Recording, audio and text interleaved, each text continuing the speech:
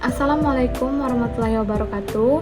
Perkenalkan, nama saya Riza Priani, NPM 20424183. Saya dari kelas 4C. Baiklah, di sini saya akan menjelaskan materi tentang dasar pertimbangan kurikulum 2013 dan kurikulum Merdeka. Rasionalitas pengembangan kurikulum 2013 dan kurikulum Merdeka. Mata kuliah telaah kurikulum. Baiklah, di sini simak video saya dengan menjelaskan materi tersebut. Dasar pertimbangan kurikulum 2013. Nah, kurikulum 2013 ini merupakan kurikulum yang dikembangkan oleh pemerintah Indonesia sebagai penyempurnaan dari kurikulum sebelumnya. Perkembangan kurikulum ini didasarkan pada berbagai pertimbangan yang bertujuan untuk meningkatkan kualitas pendidik dan mempersiapkan peserta didik menghadapi tantangan untuk masa depan. Yang pertama yaitu ada tantangan internal. Nah, tantangan internal ini berkaitan dengan kondisi pendidik di Indonesia.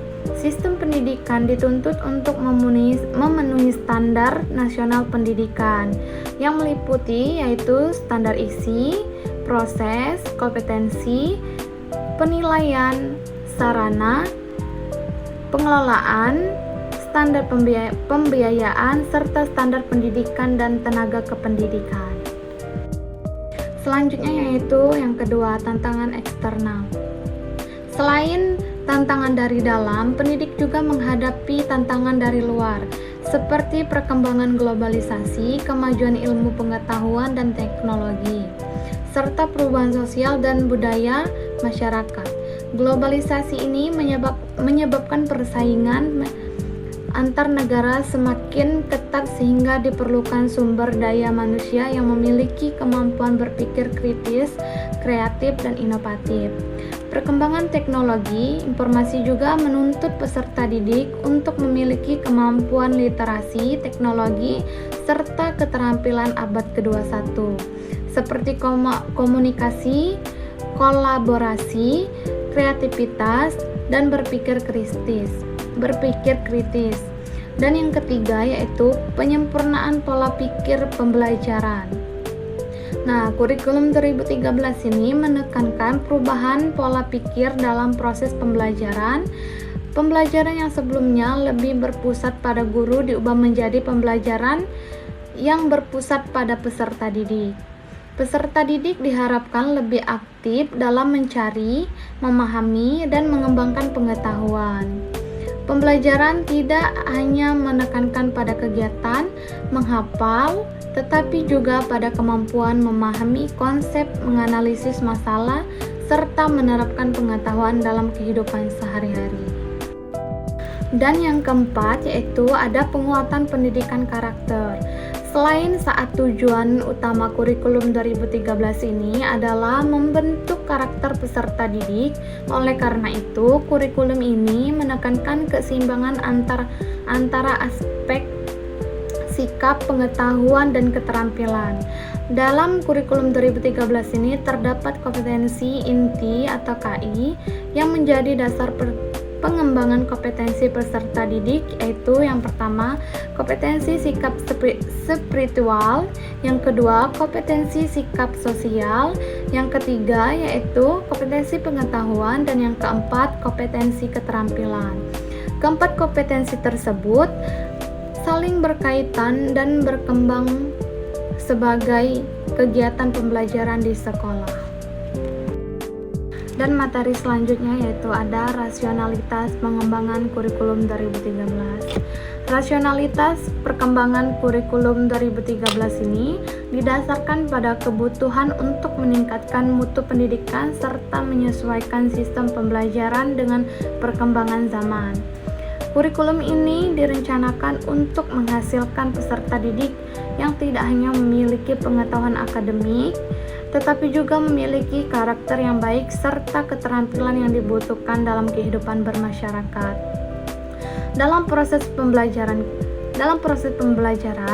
kurikulum 2013 ini menggunakan pendekatan ilmiah yang meliputi beberapa tahap, yaitu yang pertama yaitu mengamati. Mengamati itu kegiatan memperhatikan objek atau fenomena tertentu untuk memperoleh informasi. Lalu yang kedua, menanya, yaitu kegiatan mengajukan pertanyaan mengenai hal-hal yang belum dipahami. Dan yang ketiga, mengumpulkan informasi atau mencoba, yaitu kegiatan mencari data atau melakukan percobaan untuk memperoleh jawaban. Dan yang keempat, menalar atau mengasosiasi, yaitu kegiatan menganalisis informasi yang telah diperoleh. Dan yang terakhir, yang kelima, yaitu mengomunikasikan. Mengomunikasikan itu kegiatan menyampaikan hasil pemikiran atau temuan kepada orang lain. Nah, pendekatan ini bertujuan agar peserta didik lebih aktif dalam proses pembelajaran dan mampu mengembangkan kemampuan berpikir secara sistematis dan logis. Dasar pertimbangan kurikulum merdeka ini merupakan kurikulum yang dikembangkan sebagai upaya untuk meningkatkan kualitas pendidik di Indonesia. Kurikulum ini memberikan kebebasan yang lebih luas kepada sekolah dan guru dalam mengelola pembelajaran sesuai dengan kebutuhan peserta didik. Beberapa dasar pertimbangan pengembangan kurikulum merdeka antara lain sebagai berikut. Yang A, yaitu krisis pembelajaran.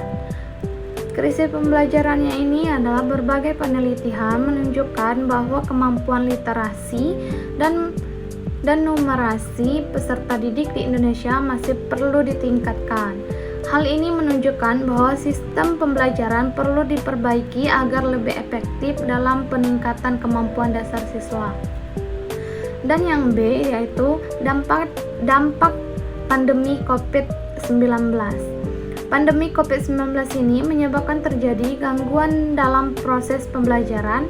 Banyak peserta didik mengalami learning, yaitu penurunan pencapaian belajar akibat terbatas kegiatan pembelajaran selama pandemi.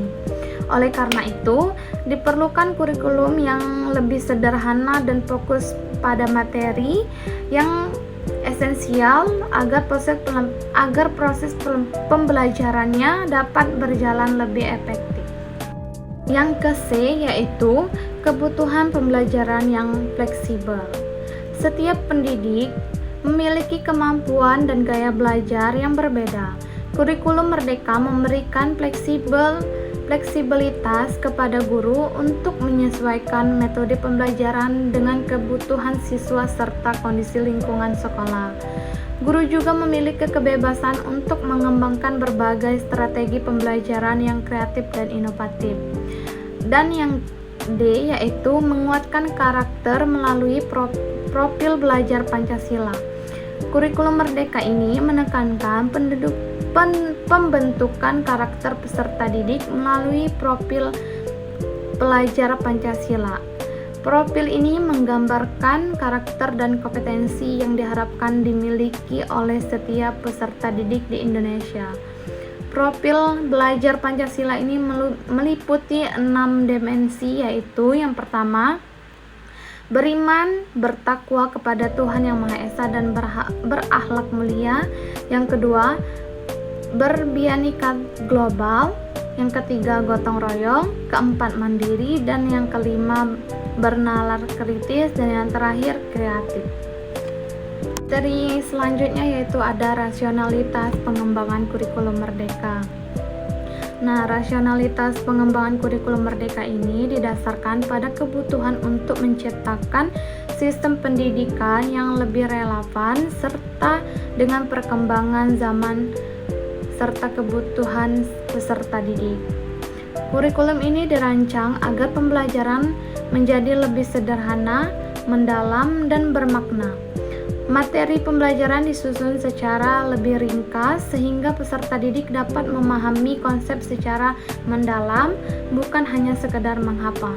Selain itu, kurikulum merdeka juga menekankan pembelajaran berbasis proyek. Pembelajaran ini memberikan kesempatan kepada peserta didik untuk belajar melalui pengalaman nyata sehingga mereka dapat mengembangkan keterampilan berpikir kritis, kreativitas, kerjasama, dan kemampuan memecahkan masalah. Dengan adanya fleksibilitas dalam kurikulum ini, guru dapat menyesuaikan pembelajaran dengan kondisi peserta didik sehingga proses pembelajaran menjadi lebih aktif dan menyenangkan.